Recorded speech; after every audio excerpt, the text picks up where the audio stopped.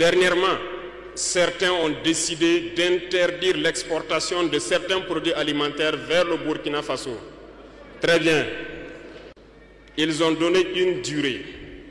Nous ferons en sorte que, à la fin de cette durée, nous interdirons l'entrée de ces produits sur notre territoire. On nous traite de putschistes. Nous ne sommes pas français, nous ne comprenons pas ce que ça veut dire.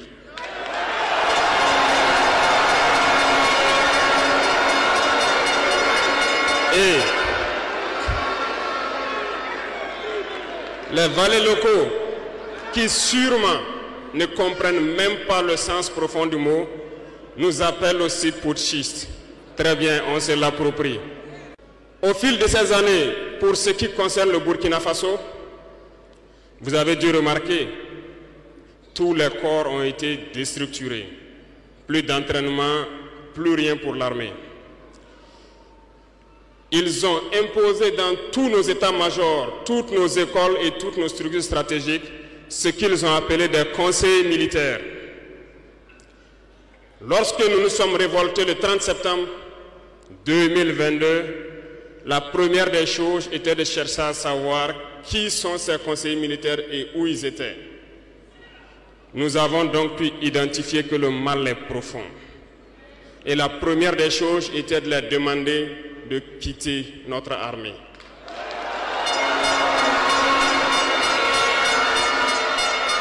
Ils sont partis.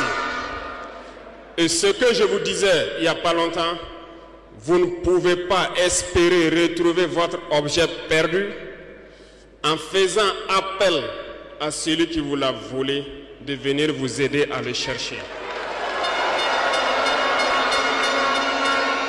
Lorsque nous avons déjà demandé aux conseillers de partir, nous avons senti des manifestations. On nous a fait comprendre qu'on ne pourra pas s'en sortir sans eux. Et à chaque fois qu'ils nous le disaient, ça s'est traduit par des attaques d'envergure sur le terrain. Nous avons bien reçu le message. Lorsqu'à l'orée de l'année 2023, nous avons décidé de dire donc aux forces étrangères présentes ici de partir parce que nous voulons lutter en burkinabé.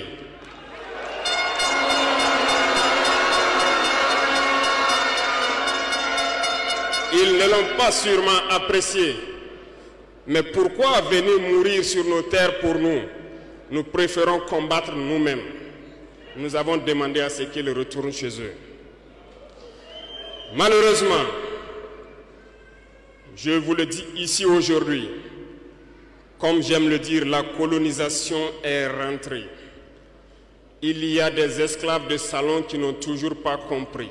En son temps, des officiers militaires nous ont écrit et nous ont approchés pour nous dire que c'était une très mauvaise décision et que nous n'allons pas tenir 2 mois. Des fiches ont été écrites. On nous a transmis ces fiches pour nous faire une analyse stratégique de leurs pensées. Nous avons dit, c'est soit nous sommes souverains ou nous restons esclaves à jamais. Effectivement, lorsque le dernier soldat a quitté le Burkina Faso, nous avons compris de quoi est-ce qu'il s'agissait.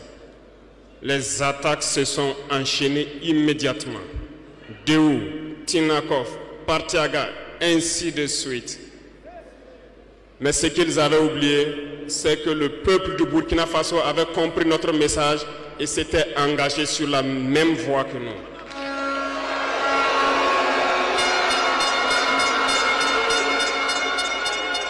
Nous nous sommes réorganisés rapidement et subitement, nous avons constaté que toutes les cellules dormantes terroristes se sont réveillées au Burkina Faso.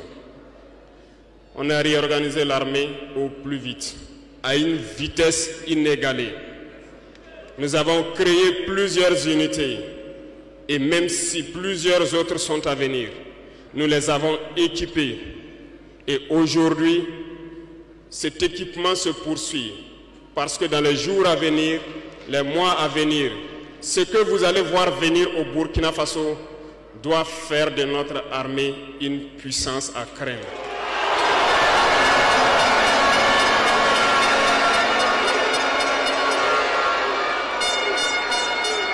Nous n'allons pas lésiner sur les moyens. Nous avons compris que le combat qui est engagé contre l'impérialisme sera dur, très dur. Mais seuls les durs vont passer et les Burkinabés sont des durs. Et nous allons passer. Mais aujourd'hui, nous n'avons plus de sentiments sur ce volet.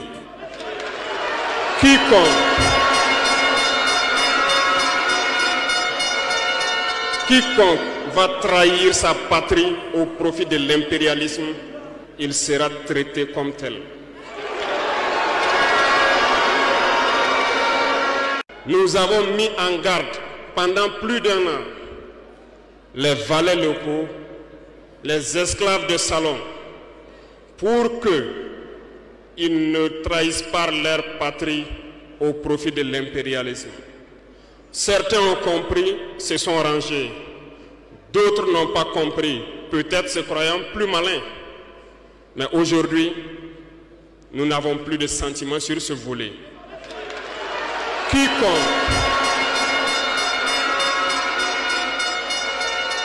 Quiconque va trahir sa patrie au profit de l'impérialisme, il sera traité comme tel.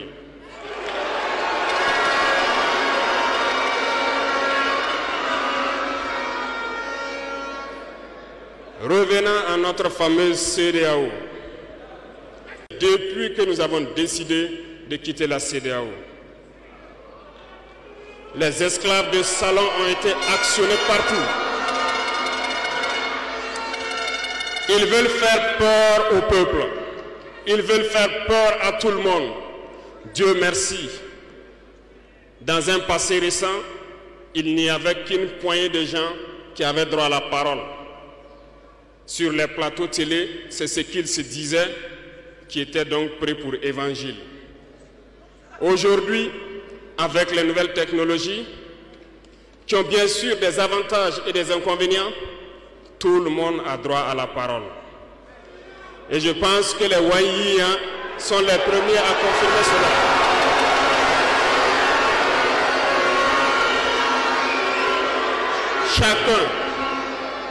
Chacun peut faire son analyse sur une situation. On peut certes se tromper, mais lorsqu'on vient vers nous pour comprendre, nous sommes bien ouverts pour vous expliquer les démarches. Ici, nous allons vous expliquer pourquoi nous avons quitté cette CEDEAO et vers où nous partons.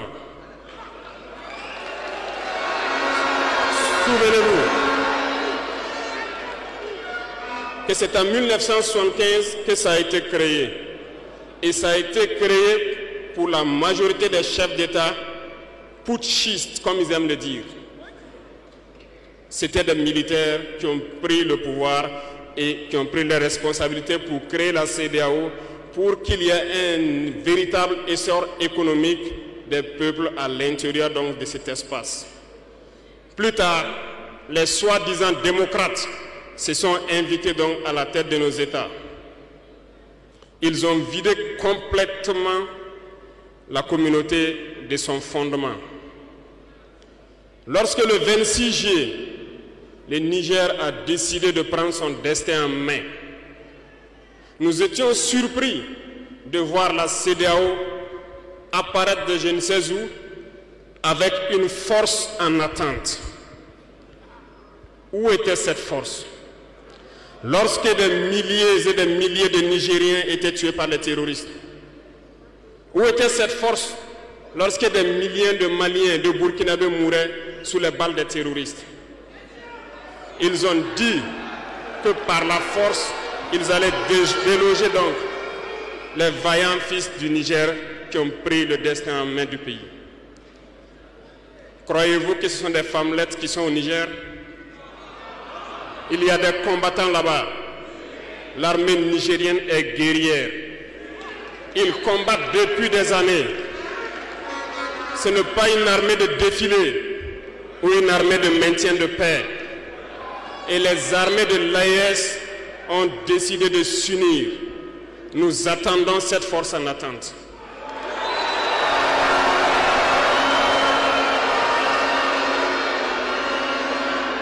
Il faut que ces soi-disant démocrates le comprennent.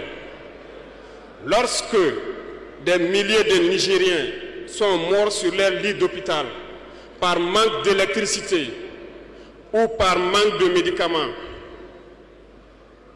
c'est du crime. Ils sont responsables de ces sanctions, ils sont responsables de ces morts. La même chose se passe au Mali. Avec le Burkina, nous avons des sanctions indirectes. Parce qu'il faut que les gens comprennent.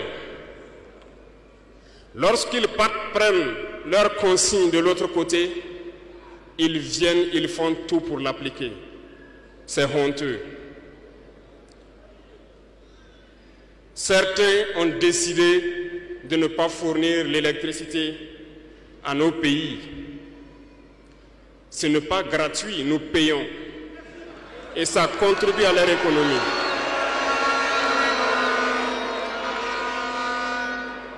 Ils ont essayé de faire souffrir le Mali. Et bien sûr, en faisant fi de tous les textes et de ne plus donner l'électricité au Mali, espérant que la population se révolte. Ça ne marche pas.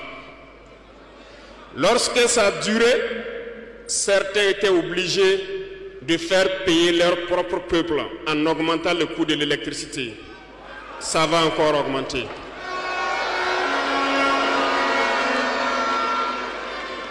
Cela nous donne plusieurs leçons. Plusieurs leçons en ce sens que l'indépendance que nous prenons, la souveraineté que nous prenons, nous devons tout faire pour qu'elle soit. Ils nous ont donné de très belles leçons et nous avons très bien compris.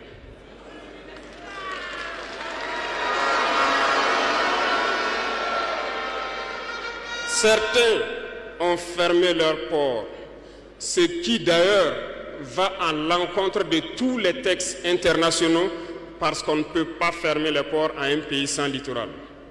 Ils l'ont fait, ils ont violé les textes. La communauté internationale n'a pipé mot. Personne n'a parlé dans la CEDEAO. Mais dans les ports, nous ne faisons pas transiter nos marchandises gratuitement. Nous payons.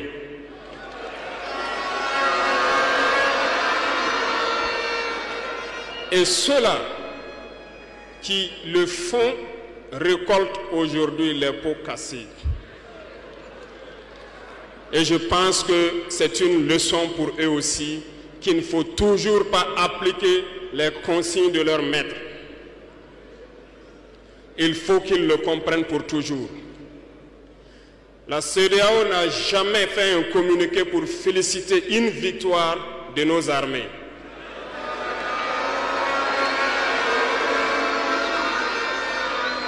À peine, elle condamne du bout des lèvres et très rarement lorsqu'il y a des massacres.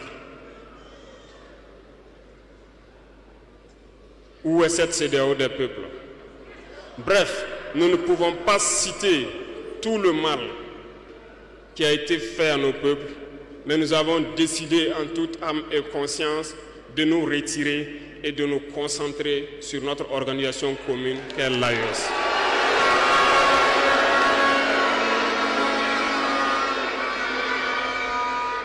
Retenez que il n'y a pas de peur, parce que en prospectant et en nous mettant au travail, nous avons remarqué une chose.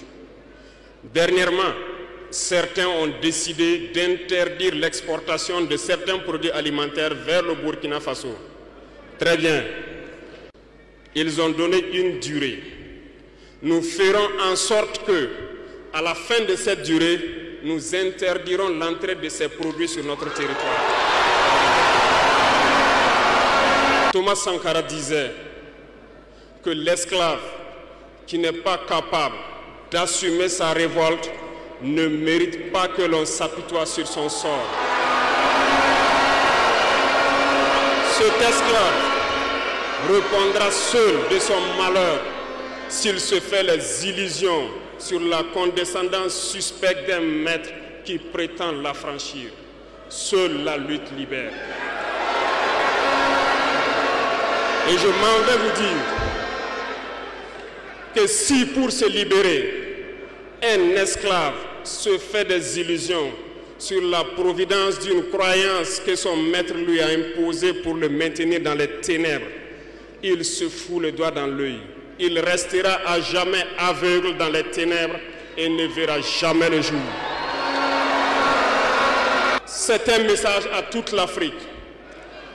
Et le Burkina Faso est solidaire et soutient tous les peuples d'Afrique qui souffrent le martyre. Mais nous voulons aussi dire qu'il est temps que les Africains arrêtent de s'apitoyer sur leur sort, de se morfondre, de se lamenter. Il faut lutter. Ça ne viendra pas du ciel tout seul. Il faut lutter d'abord et Dieu va vous aider. Et le Burkina Faso est prêt à aider tous les peuples qui vont mener cette lutte.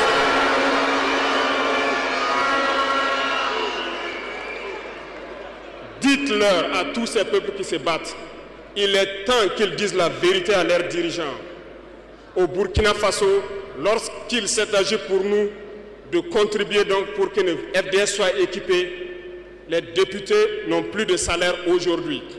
Ils n'ont que des indemnités de session. Les salaires des ministres ont été diminués au maximum et le peuple contribue. Vous ne pouvez pas lutter et vouloir que les dirigeants soient dans un luxe insultant. Les peuples doivent se réveiller et exiger cela de leurs dirigeants.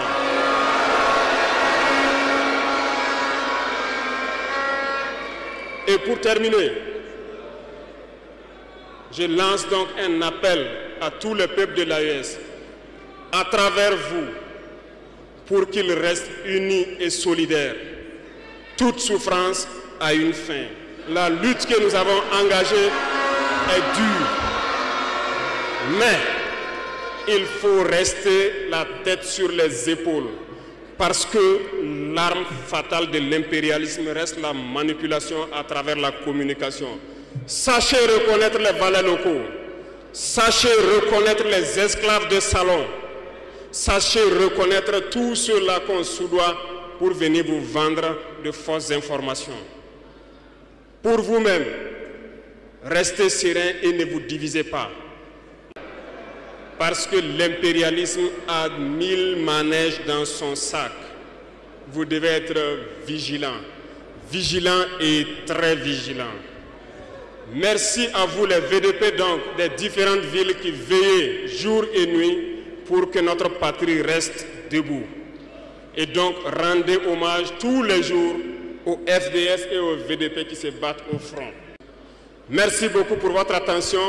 Merci à tous ceux qui se sont déplacés ici pour que nous puissions nous entretenir. Merci à ceux qui sont dehors, qui n'ont pas pu accéder. La patrie ou la mort, nous vaincrons.